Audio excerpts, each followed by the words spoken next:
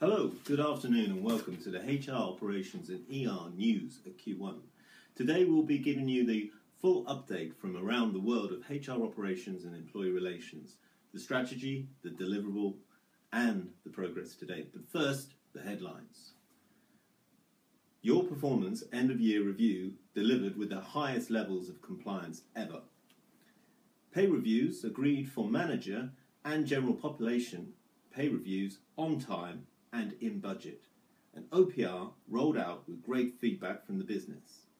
The UK team put in a massive effort in terms of go live for Project Neon before it's put on hold due to the Hutchinson announcement. In D&I, Women in Leadership launches and the networks in Rude Health, and Jude is having a baby. For our first report, we go to our HR operations correspondent, Fiona Davidson, to give us an in-depth review of life in the world of HR operations. Fiona, over to you. Thanks, Martin, and what a start to the year it's been for HR Operations PLC. I'm inside the team's Wirral outpost.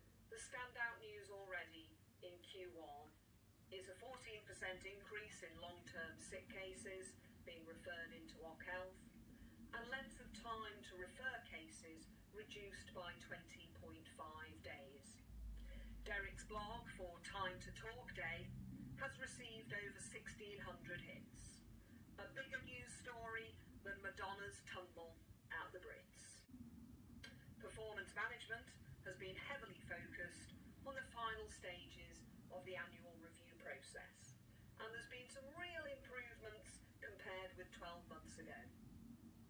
The team started the year with a 75% reduction in last year's recurring underperformers. And year-end calibration, a joy for all involved, saw 99% of all ratings in the system, the highest ever. And finally, the team have received plaudits for their role in pay review. And some news just in, not only did Katie lead the ops team delivery here, but she'll be leading the delivery of a different kind in August, when baby Carter number 2 makes an appearance. This is Fiona Davidson for Telefonica UK News, handing back to Martin Lewis, Lally, in the studio. Thank you, Fiona. Fascinating report. And can I say, what a fetching purple fleece.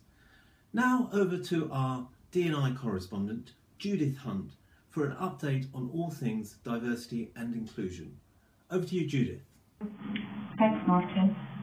So I'm here reporting to you live from the nursery, where it's safe to say it's a cannon closed door. Our ambition to get more women into senior roles continues to build. Already, we've seen our very own Mrs. P on Breakfast TV talking about the Breaking Boardroom model, which we created in partnership with CIPD. We're ready to launch our Women in Leadership programme in early March, and the Women's Network have already started to deliver their development programme for the year. So our 2015 plan is underway, and I'm sure in the hands of Kate and Liz it will keep getting better. So Martin, it's back to you in the studio. I'm off to have a baby. Thank you, Judith. That maternity project is really coming on well. Now it's over to our intrepid ER correspondents from the front line of pay negotiations. Over to Fiona Keenan and Sasha Russell. Thank you, Martin. I'm joining you from the scene of 2015 management pay negotiations with Prospect and PCG reps. We decided to be a little bit more disruptive this year and do things a little differently. Luckily, it paid off, and in record time we agreed a 2.3% pay deal. Even in transformation discussions, things have gone smoothly and constructively with the unions. Now over to Sasha on the front line. You join us at a critical stage of the pay negotiations for the general population. After 6 long weeks of hard discussions, the business has made its final offer. Will TWU accept or reject? Wait, news just in. TWU will accept the offer. Martin, back to you in the studio. Thank you, Sasha and Fiona. Great job. Now, Project Neon may be put on hold, but the work hasn't stopped. Now over to Richard Sadler, our Spanish correspondent. Hola chicos y chicas, it's Rich Sadler here, your roving reporter out in Distrito C, Madrid. And the news just in is that my role is changing. Yes, for the next 6 months I'll be seconded into the global NEON team, and I'll be working on a couple of things. So firstly, I'll be continuing to look at the process design behind each of the modules, but I'll also be looking at problems that exist across all of the modules, so competencies, how we approach that globally. I'll also be responsible for thinking ahead around modules that relate to SWP that are arriving later, like workforce analytics and workforce planning. So a really nice extension of the role that I was doing in the UK. And that's it, that's the news from Madrid. Back to the UK. Thank you, Richard. It looks hot.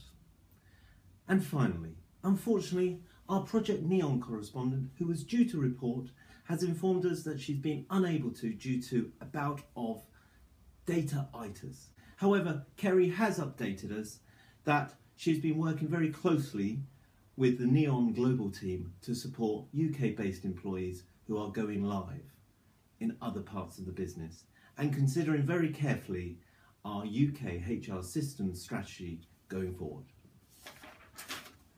I've been Martin Lally. This has been the HR Operations and Employee Relations News at Q1. Thank you for watching and good night.